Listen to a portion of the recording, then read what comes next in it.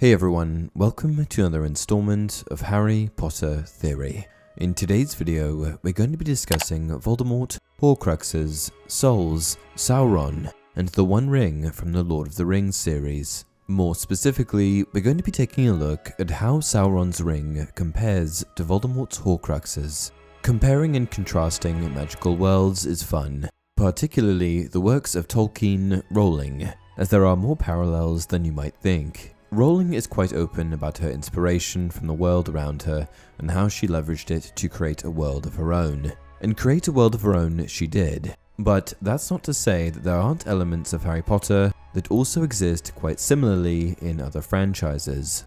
I've always been first and foremost a Harry Potter fan, but that certainly doesn't mean that I don't enjoy other franchises, and Lord of the Rings is just another of the franchises that I've always loved.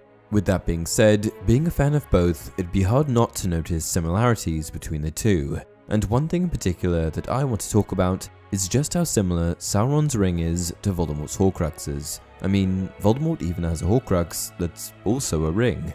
J.K. Rowling, who coined Horcrux, defines them as a receptacle prepared by dark magic in which a dark wizard has intentionally hidden a fragment of his soul for the purpose of attaining immortality. Essentially, they are soul containers, objects onto which the dark wizard or witch in question have successfully imparted a piece of themselves. Voldemort did it in Harry Potter, but what you probably never thought about is that Sauron did basically the same thing. The tale of the Lord of the Rings is very much centered around the One Ring, a central plot element and ring of great power that was created by the Dark Lord Sauron in the Fire of Orodruin during the Second Age. Sauron, the main antagonist in Lord of the Rings, made the ring in order to gain dominion over the free peoples of Middle-earth. Disguised as Anatar, he aided the elven smiths of Eregion in making the Rings of Power. However, one particularly interesting aspect of Sauron's creation of the One Ring is that he poured himself into the magical artifact. Before setting off on his quest from Bag End, Gandalf tells Frodo the following: "Sauron made that ring himself. It is his, and he let a great part of his own former power pass into it.